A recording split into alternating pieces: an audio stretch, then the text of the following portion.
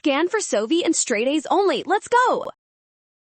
Calculus problems involving inflection points are actually super quick to solve if you follow these 3 simple steps. Watch this breakdown to master the entire process.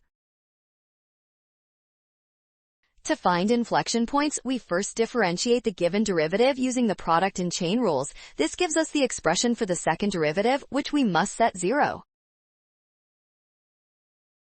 Now, we set the second derivative to 0, factoring out 2x reveals 2 distinct components, one at x equals 0 and another where the tangent term equals the secant.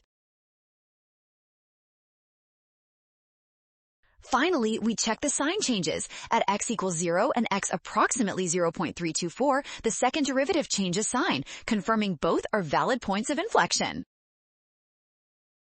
Got it! Scan the code, you can learn better with SOVI. Avoid skipping the sign change trap and always remember to use the product rule correctly.